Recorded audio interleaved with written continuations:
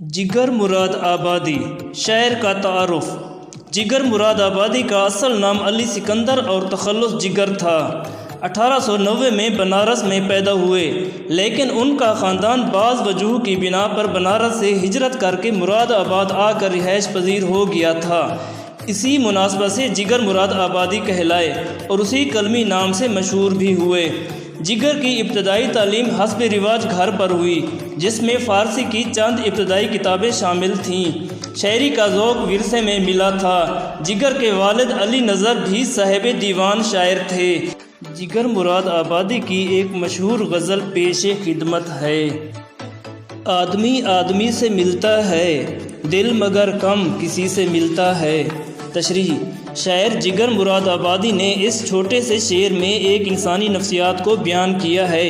ये शेर ज़िंदगी की एक तलख़ हकीकत को बयान करता है। शायर लिखता है कि ज़िंदगी में इंसान कई इंसानों से मिलता रहता है। इंसानों की मुलाकातों का सिलसिला जारी रहता है।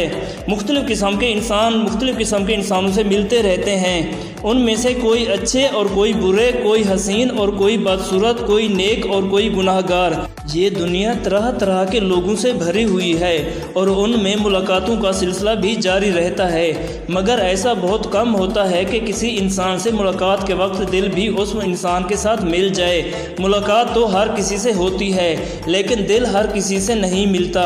हर एक से इंसान अपना दिली ताल्लुक़ कायम नहीं कर लेता। भूल जाता हूँ मैं सितम उसके, वो कुछ इस सादगी से मिलता है। तशरीह। इस शेर में शायर जिगर मुराद आबादी ने अपने महबूब की सादगी की तारीफ़ की है। वो लिखता है कि मेरा महबूब बड़ा खूबसूरत, भोला भाला और सीधा सादा है। मेरा महबूब मुझसे बहुत कम मिलता है, जबकि मैं उससे बहुत ज़्यादा मिलना चाहता हूँ। उसका कम मिलना मेरे लिए सितम से कम नहीं। मैं रोज़ दिल में मंसूबे बनाता हूँ कि जब मेरे महबूब से मेरी मुलाकात होगी तो उससे उसकी इस बेरुखी का शिकवा करूँगा। उसकी जुदाई से मुझे जो तकलीफ़ होती है उसको बयान करूँगा। उसकी बेपरवाही उसे याद दिलाऊँगा। मगर मेरा महबूब जब भी मुझे मिलता है इतनी खूबसूरत सादगी से मिलता है कि मुझे उसका हर सितम भूल जाता है। उसकी सूरत और सादगी देखकर मुझे सब कुछ भूल जाता है। यानी शायर अपने महबूब की खूबसूरती और सादगी से इतना मुतासिर है कि उसे सामने पाकर सब कुछ भूल जाता है और महबूब का हर सितम उसके जहन से महव हो जाता है। आज क्या बात है कि फूलों का रंग तेरी हंसी से मिलता है। तशरीह। इस शेर में शायर जिगर मुराद आबादी अपने महबूब की खूबसूरत हंसी और मुस्कुराहट को फूलों के रंग और रूप से तशबीह देता है और लिखता है कि मेरे महबूब की खूबसूरत हंसी और मुस्कुराहट में फूलों का सा रंग पाया जाता है। जब मेरा महबूब किसी बात पर खुश होकर हंसता है तो मुझे मेरे महबूब की हंसी बहुत अच्छी लगती है। आज बाग में तरह तरह के खूबसूरत फूलों को खिला हुआ देखकर शायर को उसके महबूब की खूबसूरत हंसी याद आ गई, क्योंकि उसके महबूब की हंसी और मुस्कुराहट बिल्कुल उन फूलों के रंग रूप जैसी है। जिस तरह फूल खिलते हुए प्यारे और खूबसूरत दिखाई देते हैं, इसी तरह उसके महबूब का चेहरा भी मुस्कुराते हुए खूबसूरत और प्यारा लगता है। इसलिए शायर कहता है, आज क्या बात है कि फूलों के रंग रूप में तेरी हंसी का रंग हुस्न पाया जाता है।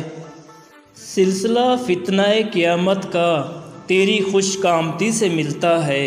तशरीह। इस शेर में शायर जिगर मुराद आबादी अपने खूबसूरत महबूब की खूबसूरत कद्दो कामत की तारीफ़ बयान करते हुए कहता है कि मेरा महबूब बहुत खूबसूरत कद्दो कामत का मालिक है। ये कुदरती अमर है कि महबूब की हर अदा और हर चीज़ प्यारी लगती है। महबूब के पूरे जिस्म के तमाम अज़ा प्यारे लगते हैं। महबूब से मंसूब हर चीज़ प्यारी लगती है। उसकी गुफ्तगू, उसकी चाल, उसका उठना बैठना, चलना फिरना, हंसना, मुस्कुराना, खाना पीना और सब कुछ बहुत अच्छा लगता है। कभी शायर अपने महबूब की खूबसूरत हंसी की तारीफ़ करता है, कभी शायर अपने महबूब के खूबसूरत और नर्म नाजुक होंठों की तारीफ़ करता है। इस शेर में शायर ने अपने महबूब की खूबसूरत कद्दो कामत की तारीफ़ की है। शायर लिखता है कि मेरा महबूब खूबसूरत कद्दो कामत का मालिक है। महबूब के खूबसूरत कद्दो कामत को देखकर मेरे दिल में जो हंगामा बर्पा हो जाता है वो क़यामत के हंगामे से कम नहीं होता। مل کے بھی جو کبھی نہیں ملتا، ٹوٹ کر دل اسی سے ملتا ہے۔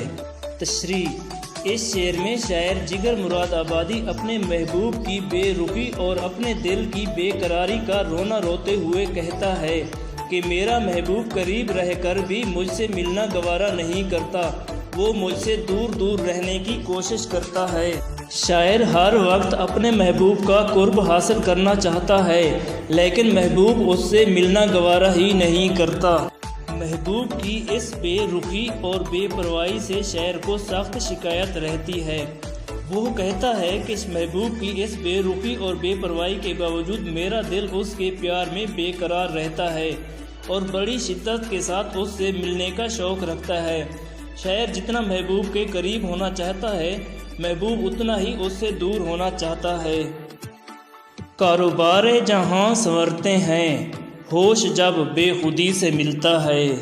تشریح: اس شعر میں شاعر جگر مراد آبادی یہ بتانا چاہ رہے ہیں کہ جب تک انسان کا جذبہ شوق اور جذبہ عمل کار فرما نہ ہوں، اس کے کام پایا تکمیل تک نہیں پہنچ سکتے۔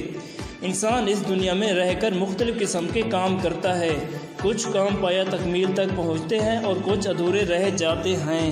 جن کاموں میں جذبہ شوق اور جذبہ عمل دونوں یا ان میں سے کسی ایک کا فقدان ہو تو وہ ادھورے رہ جاتے ہیں اور پایا تکمیل تک نہیں پہنچ سکتے۔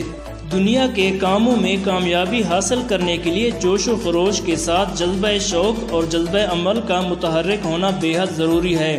دل کی لگن اور ہمت کے ساتھ کام کرنا کامیابی کی علامت ہے۔ کوئی انسان اس وقت تک کسی کام میں کامیاب نہیں ہو سکتا جب تک ہوش اور دل سے کام کرنے کی لگن اس میں موجود نہ ہو۔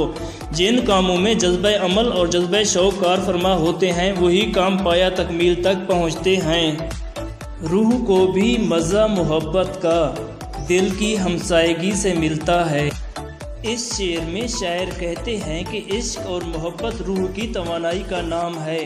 ہماری روح کو اس وقت خوشی ملتی ہے جب محبت اس کے در پر دستک دیتی ہے، جب عشق اس کا منتظر ہوتا ہے۔ عشق اور محبت کی بدولت روح کو سرور اور لطف حاصل ہوتا ہے۔ محبت اور عشق روح کو سیراب کرتے ہیں، اس لیے شاعر دل اور روح کی ہمسائیگی کا خواہش مند نظر آتا ہے۔